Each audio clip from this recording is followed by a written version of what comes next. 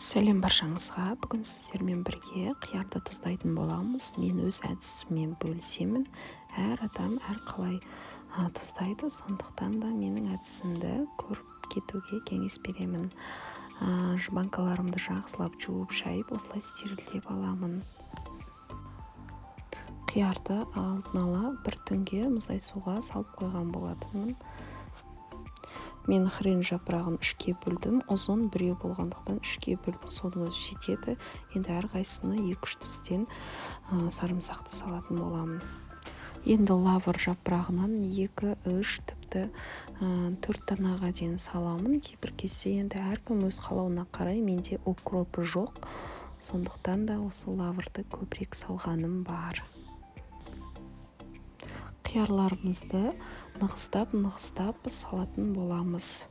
Егерде семей қалған жағдайда бөліп турап салуға да болады.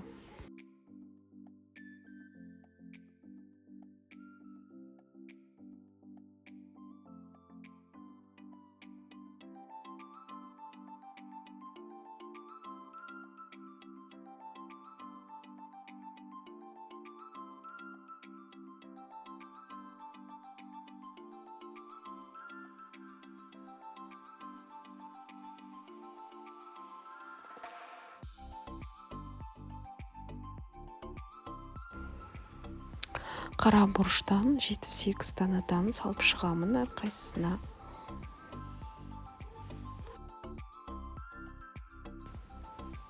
Үстінен ыстық қайнаған суды құйып 20 минутқа қалдырамын. Бетін жауып қоямын.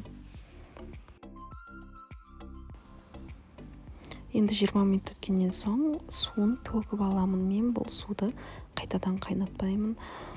Керісінше басқа суды қайнатып, соны құятын боламын.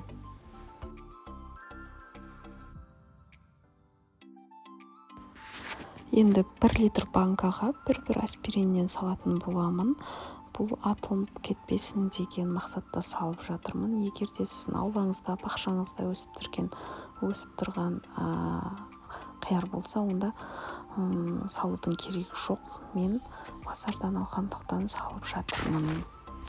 1 литр банкаға 1 ас қасық тұздан саламын.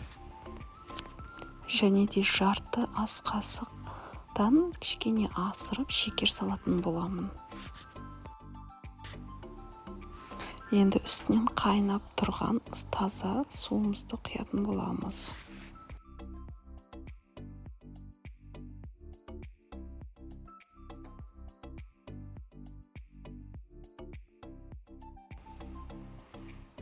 Енді уксустан 1 литрге жарты шай қасық құятын боламын. 70% уксусты құйып жатырмын. Енді осы банкаларымызды жауып, және де шекері мен тұзы араласып кетсін деп 1-2 рет осылай аударатын боламын. Және де жып-жылы одеялға 1 түнге немесе 2 түнге төңкеріп қалдырып кететін боламын. Осы орайда айта кететінім, менің каналыма тіркеліп, лайк басып, комментарий қалдыруды ұмытпаңыздар. Мінекей бізде 3 күн өтті. Мінекей түрлері осындай әдемі болып тұр. Ешқандай мутный емес, атылған жоқ.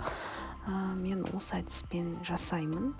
Әркім өз қалауынша жасайды. Ал ендеше сау болыңыздар.